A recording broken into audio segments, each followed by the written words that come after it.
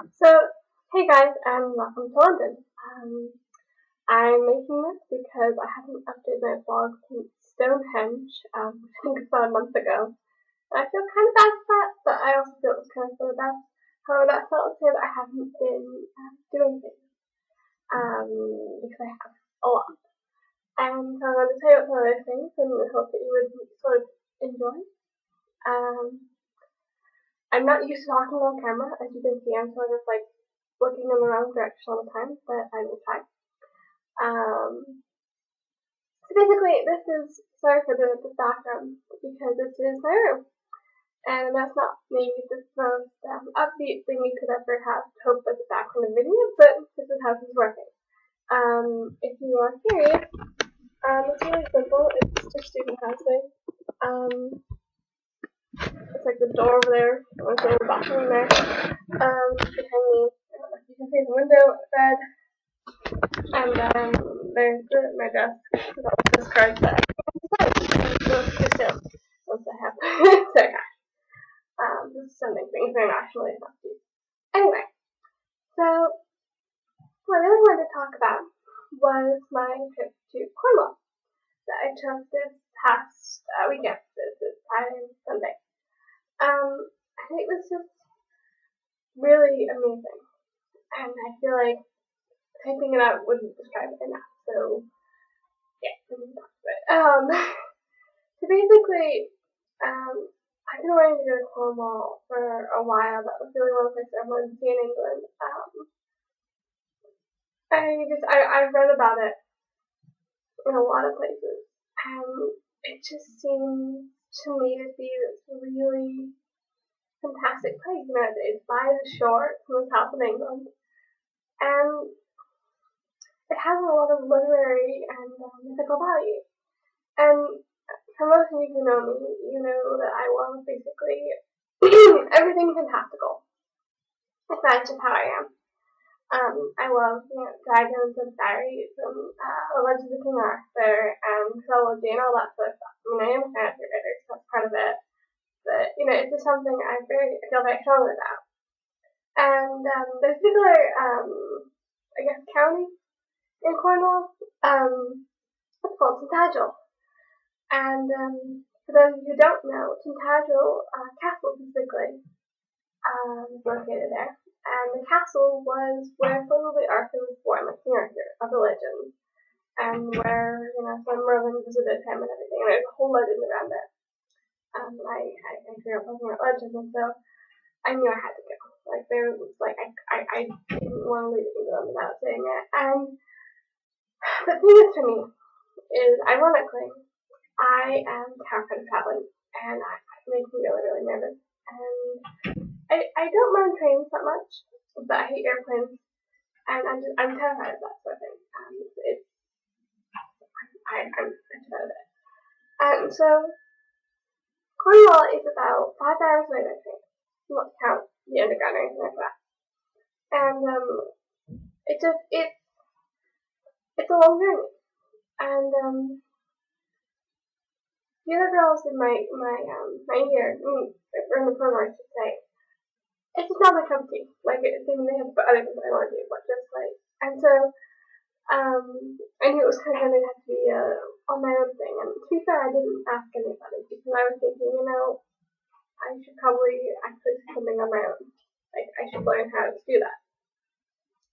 I hoped to go to Ireland. I knew I didn't have to go for that. And so this was like, I was sort of attached to myself, I guess. It was the sort of thing where I really wanted to do this, and I wanted to be able to stand my power and do it.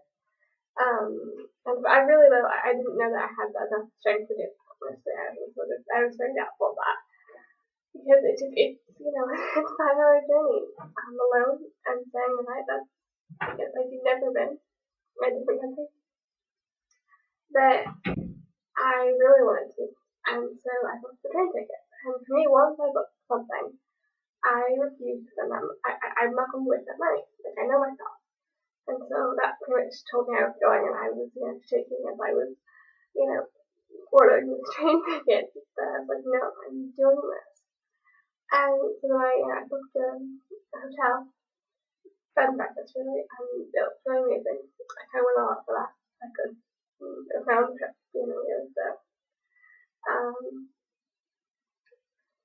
and yeah, and so then Saturday morning, I had booked the 7 o'clock train in the morning. And so I woke up at about 5:30. I went to bed like midnight. I got there real sleep that night. I mean, I need to sleep for 2 hours. That's something. So that's how long I sleep. And so I got up at 5:30 and I caught this train. And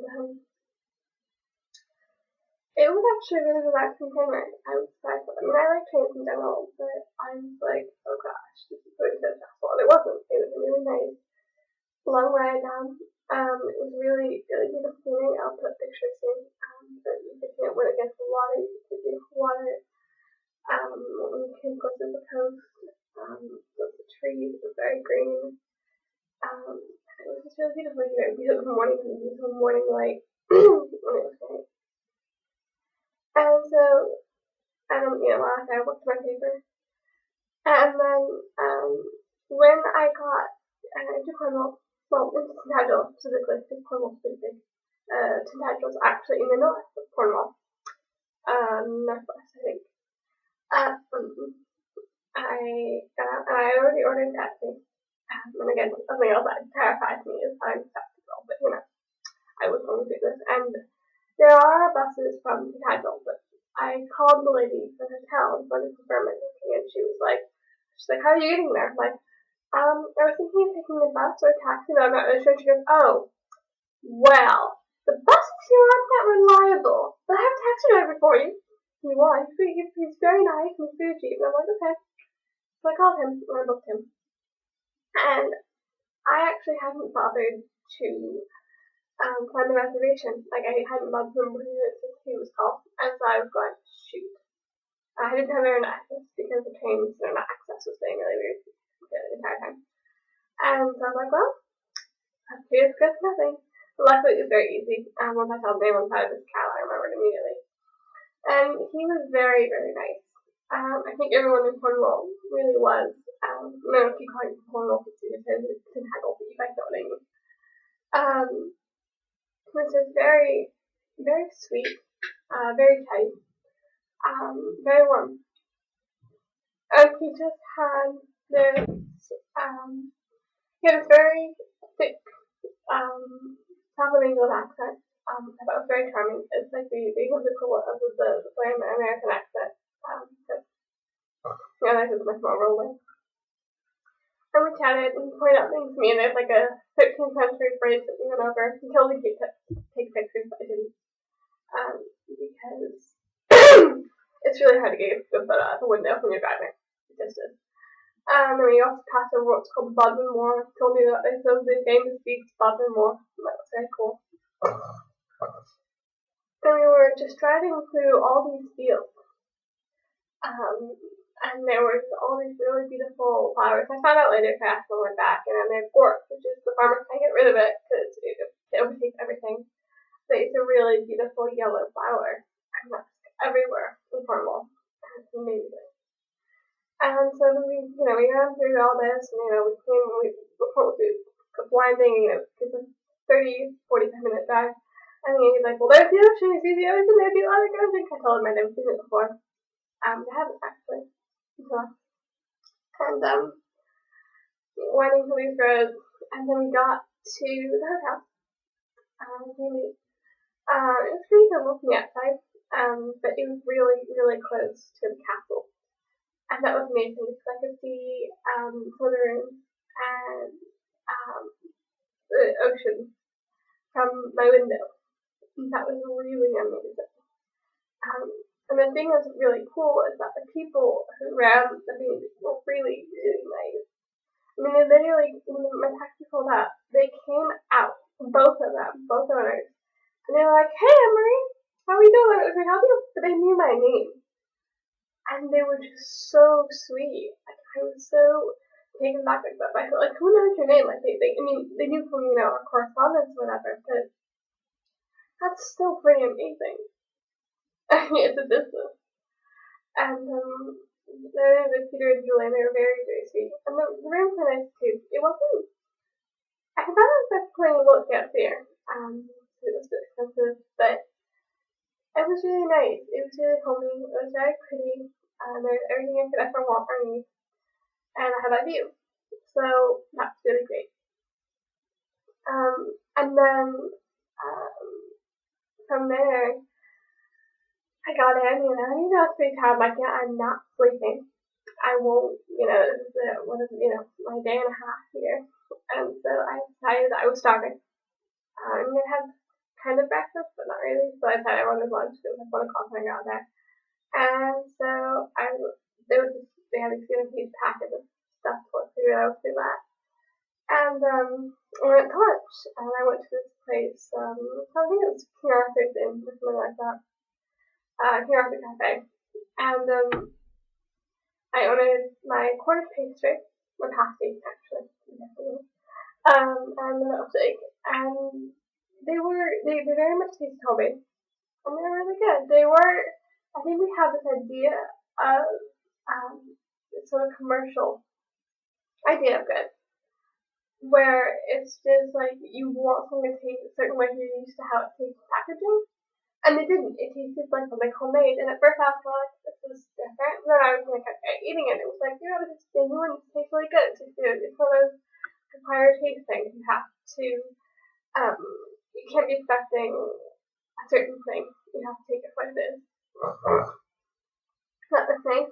And after that, after I had my Cornish pasty, I went went to the castle, to the castle castle, and it was really, really lovely. And I first went down to Merlin's Cave, which is actually very, very close. And Merlin's Cave is free.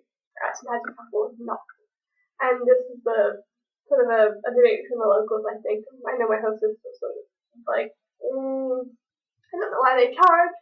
There are better things to do, but I was very glad I went.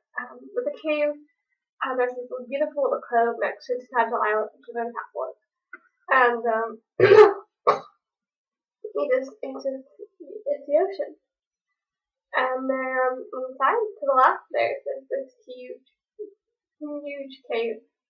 And you can walk in it, so it's colder. The sand is there and the rocks kind of brush against your feet kind of thing. And it's really, you get a feeling of magic, I think, definitely. It's, you can really imagine Merlin being in that kind of thing. So that's me. And then from there, after I sort of explored the cave, I went up to the castle, and it was really incredible. Like, even thinking about it, chills up and down my spine. It's amazing. I don't know the words never can describe that, but you got that, you show the guy your ticket. They're available on site, you can say you ever come to go. And you cross over this little bridge. It's pretty high in the air. And then you start climbing the stairs. And the stairs are brutal. Like, they even have a shirt in a gift shop that says, I survived the stairs into Tadgel Castle. There are that many. And I went up the stairs, and they're hugging the side of the cliff. So when you walk up, you can see what the cliff face, and you can see it's the ocean on the other side. And you're walking. And again, very magical, very sort of surreal feeling. It's really dazzlingly beautiful. And you walk up, and you get to the top. There's like a gold door, like a ancient door. It's open. And you walk through, and you can stand at the top, and you can just look at it. It's kind of cool. When you walk through the door, though, you see all these beautiful ruins of the castle. And it's just something that takes your breath away. So incredibly beautiful. And again, I always post pictures so you can sort of see. But it's amazing. And I mean, the thing is that the higher you get, obviously, as far as the windier it is. It's very windy. The layers and all that. But I mean, the island is huge, and I spent most of my day walking around that, and it was exhausting. There's like two sides of it, and then there's just so much to see. from every aspect of the island. There's like this old well that's like where I think the garden would have stood. There's a cave, which one of my friends calls call it like the refrigerator cave. I think they stored stuff in it. And he said it was pretty cold when he went, but it wasn't cold actually when I was there because the wind was already so cold. It was actually really warm in there. I was excited. It was so quiet. Because, you know, when you are in the wind, you hear this whoo, whoo, whoo, and you hear, there's a lot of sheep on the island as well. So you hear all these sheep going, bah! It's interesting. I'm not a country girl, so it's funny. And in the cave, it's just, you don't hear anything. It's just completely silent. But it's just really nice because I sat on a couple of rocks and looked over the sea, and I think basically a lot of times my favorite places are the places where you have all four elements. You have the warmth of the sun, so that's fine. You can see the water. You are on like some rocks or something that's here, and then you can see the sky. Something up in the air. So this was like on it just earth, fire, water, and air kind of thing. It was really great. We're down there a lot. I mean, there's not much you really say because it's mostly a visual thing. But I did forget to mention actually before I went down to the cave, when I was still after I had lunch, I went to a lot of little shops around there, and they're really cool. There are a lot of newer shops around there, which is really cool. So you get again, once again, you get like this nice helping of like legends and magic and everything like that. And there was like a candy shop, and I got this blue strand of candy. It looked like licorice, except it was blue and it had like a white filling. And I was thinking, oh my god, that's going to taste terrible, but it was really good actually. And I got some on the way back. Later on, that I was doing that as I was climbing upstairs, my sugar. And it's just the whole place. It's just something about it. It's just so beautiful and kind of full of music and perfect. There wasn't a moment in my trip where I was like sad or happy or angry. It was just perfect. I was so calm and relaxed the entire time. It was great.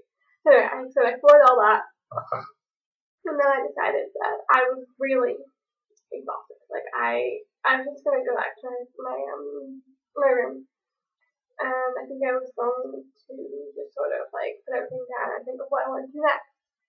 And I got in my room and I was like, oh gosh, I cannot do anything else. I just laid in my room and I took a shower, which was nice because, here, they still haven't fixed the hot water. So, and that's been up for like 2 weeks. I've been lucky. So it was nice to actually got a hot shower instead of a freezing cold one. Nice. It was very nice shower, and we had all the little things,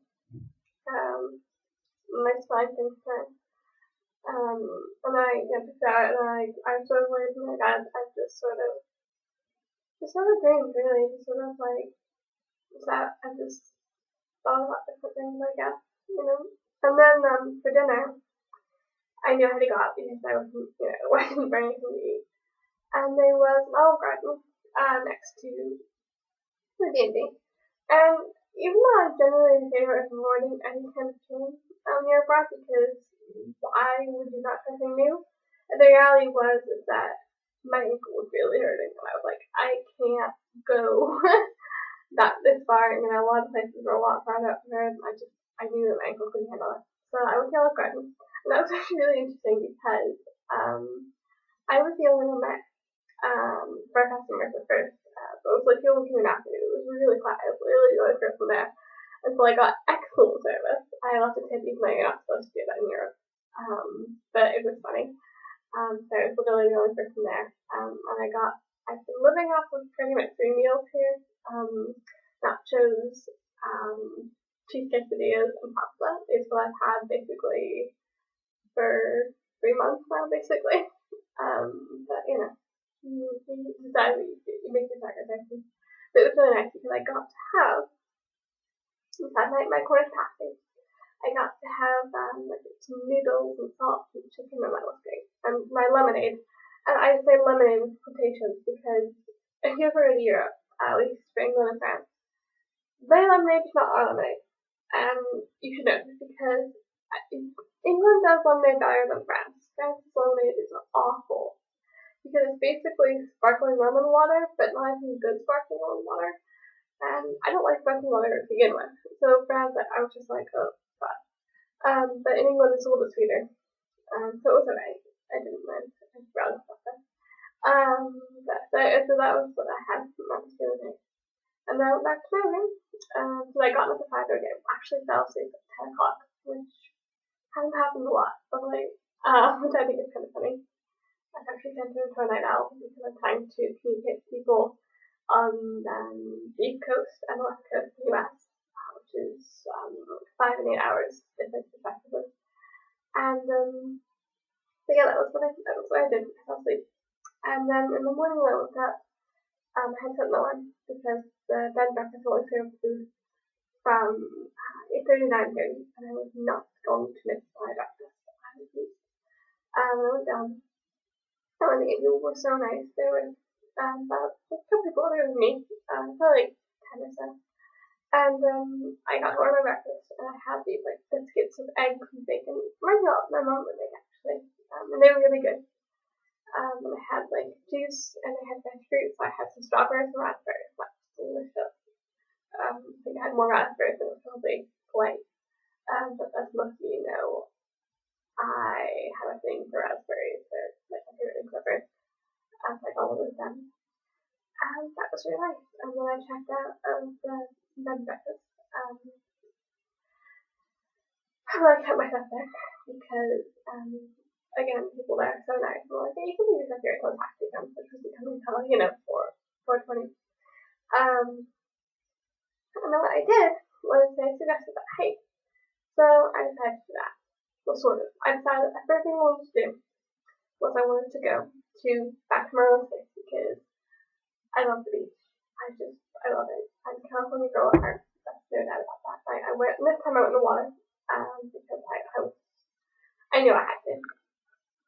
So I went and I didn't go all the way in the water because it was too cold, but I went up to my knees.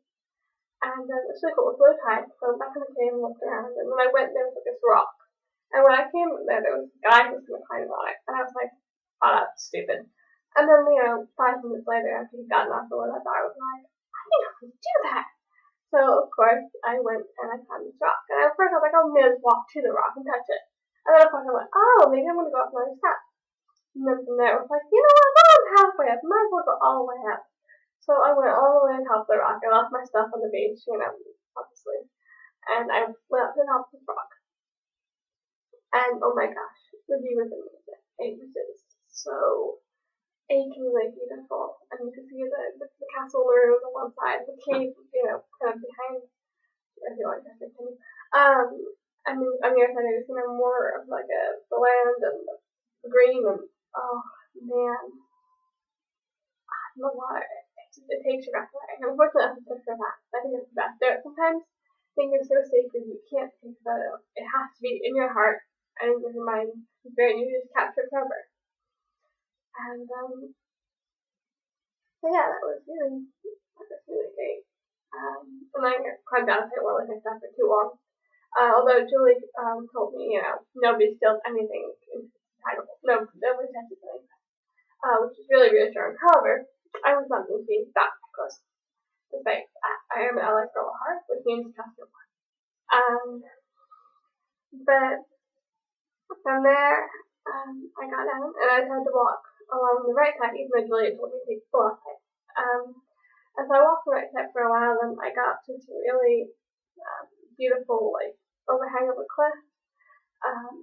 Again, you can see the photo. You can see more shore. It was winding. How beautiful. Again, I feel bad for just saying beautiful, beautiful, beautiful, but that's what it was. If you've ever been to the Channel Islands, it was a similar feeling in a lot of ways, but it was also completely different. It had a very British feel to it, but I was walking up and it was close by. All I could say was, wow, wow, wow. I think people behind me were like, why is she talking to herself? They have no idea. No. But literally, I would just be standing there and just be like, oh, wow. And that was, there's no other way to describe it. I thought that was really cool, so I decided to take the walk that Julia suggested. He said it was mostly flat, and at that point, I was like, you know what, I really shouldn't kill my ankle, it's probably a stupid idea. And so I decided to go out and walk. And it was getting late at this point, because I'm a toddler, if I want to.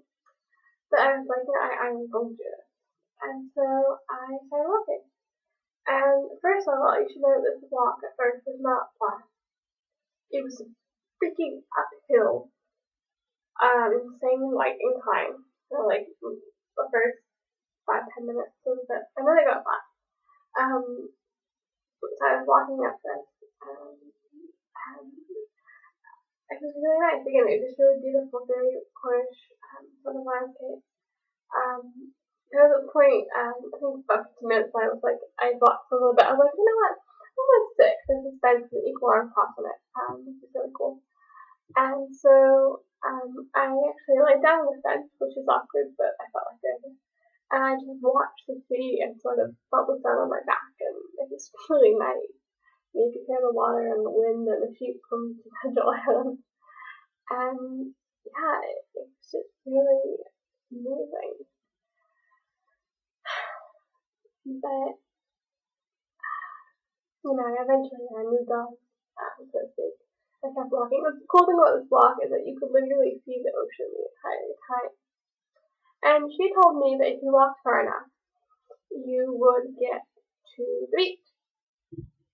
And this walk was 2.25 miles, which the last time I walked further than 10 minutes, I think James was in Boy Scouts and we did an 8-mile hike, and I was like, never again.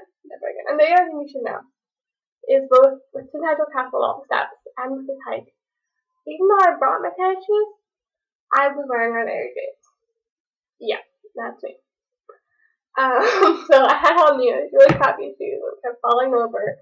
I was nearly dying. I think I actually wound up sprawling in the dirt at one point because I lost the shoes. But it was worth it. They were more comfortable than the tennis shoes anyway. So, but I was walking and I fell along shore. You could see all this beautiful gorse. It was gorgeous, I'm sorry. But I was like, you know what, I'm going to see a beach. And I should have gone the other way, because the other way was prettier. And, I was getting really annoyed because I was like, well, I'm not going to be able to see the beach. It's too long, I'm not going to be able to make it. And I told myself that I would walk until 2 o'clock and then I would turn around. Because the walk was supposed to take an hour. I figured if I got back at 3, I could look around the town a little bit, and I'd make sure that I got my taxi and then my train. And I think it was 1:27, I was looking at, I'm like, I'm nowhere near the freaking beach. I'm still high in the air, and I am nowhere near the beach. And I was like, well, I'm going to go to the thing and I'm going to turn around. But of course, which means I cannot give up on anything. So I got to the point, and I went, oh, you know what, I'm going to keep going. And so, I did. And I was like, I'll just go to the next point. And then I was like, you know what? I don't care. I'm getting to that beach. And I will skip lunch if I have to, but I'm going to that beach. And so I did. And it was a very steep downhill. But actually it was really worth it because it was only 15 minutes more of a walk. And I got down to that beach. And it was a very strong turning point for me because I was just thinking, I don't know if I can do this. My ankle's been bad forever. I'm not someone who really has a lot of stamina or endurance. But I decided I'm going to keep going. And it was very, very strong metaphoric for me. I didn't think I could do it. I didn't think I could walk the 2.25 mile. I really didn't. I'm not a walker.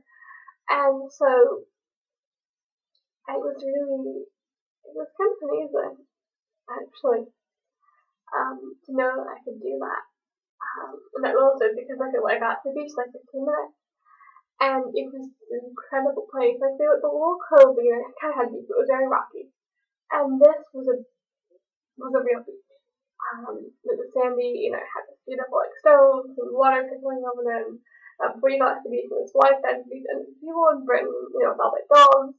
And the thing about Britain is that, a lot of dogs there they don't even take them, they don't need leashes because they just follow their owners. So there's lots, dogs running around, but you don't worry because the owner fucking told them. But the first thing I did when I came to the beach, I set down my stuff. Again, I'm not very smart. And, everything. Like, even my bag, my credit cards, and which is not very bright at all. And I set them down on a rock. And I took off my shoes. And I ran into that water, like, completely, running. And I went again to, like, my knees. I got I think a little bit more because my dress was a bit wet, And I just was diving in. It was pretty cold, but it was really worth it. It was just amazing. To be in that water, to be at that beach, and just have this sense of, I did this, And so then I turned around, again, I didn't want to touch on the water because I didn't want my stuff to get killed. That's the one disadvantage of traveling alone is whenever you wanted to just sort of hold this, shove it at something, you can't. There's nobody there to shove it at. And so I walked back and I was like, well, and I saw her on the beach a little bit. I was like, what I want to do is I want lunch on the beach. I didn't actually want to put lunch on the beach. I was very, very close to that. I was looking around for a place to eat. And most of them, just kind of like ice cream places and stuff like that. But there was actually a restaurant at the top of this level, and they had tables that really overlooked the beach and the sea. And that is where I ate. I actually tried something new. I had a sandwich with chicken, bacon, and chicken, bacon, and mayo. That was the plus. It was really good. They gave me crisps, which are fries or chips. Chips or fries and crisps or chips, and I got that now for a while, but I hadn't actually had either in a while. And I had the Coca-Cola that I could, because again, lemonade here isn't that great, Sprite here isn't that great, and they don't even know what root beer is. So, so I had, I was sitting there overlooking the beach, and I really enjoyed my lunch. It was delicious. So I headed back into the town, and thanks for a couple of those times. And then I couldn't help myself. I actually bought a little necklace. It's green. And it was cheap. But, just the kind of thing where I wanted to have something, a part of Cornwall, I guess, to bring back with me. And I'm really glad I have that now, because I really love it. So I walked back. I actually wound up taking the shorter way. I don't know how I managed to actually the long way. But I went down to the beach. I fell over, I think, at once. And I wound up the worst. I only got to the mix of 1 point. Well, no, 2 points. I nearly went up into the hill, so that was just a mistake. So it was like a stable lining path anyway. And then I kind of wanted to walk into like a pasture. And I thought that it was a shortcut, but I felt bad about that. It was probably for property. But they have, they don't have a lock gate or anything, and they're all open, so I don't think they care. But I was walking down, going, oh shoot. And like this dog, barking loose, and so I'm like, oh god, I'm gonna die. I didn't. So I walked back down, walked back into the village, in Tygel, got like lots of candy. And then it was unfortunately time to go back. Before we went to the village, I went back down to Merlin's cave and sort of just really enjoyed looking at the water and putting my feet in the water, touching the waterfall. The waterfall that is right there. And yeah, I was really sad to leave. The backpack was wonderful. So yeah, I had this taxi driver. It was very talkative and very, very cool. We had very similar values. Both of us believe that if you sort of treat people like people, that is, let them judge them for who they are, not what they are. But that's really all you need. Which is the view, personal view. But it was really cool. To talk to him again. The payment back was fine. I was working on paper. So it was a little hectic, but it was good. And yeah, that was my trip. It's just really amazing. So I hope you enjoyed. I hope I haven't bored you to that. But in case you're curious what happened in Cornwall, that is what happened in Cornwall. So if you ever need to go anywhere, I recommend there because honestly, it was so painful to leave, and it's probably one of my favorite places in the entire world. I'm saying something at this point. I've been to more than I ever thought I would, But it's really amazing. Everything that happens is incredible. So that's all for now. Maybe I'll write something. I've done a couple more things. I visited like the Tate Mother and then I visited Little Lemonade so much. I've seen that like it's maybe I'll type something out loud and maybe do another blog about that. But for now, that's all. Thank you for listening. I appreciate it. Have a great day. Or morning for most of you.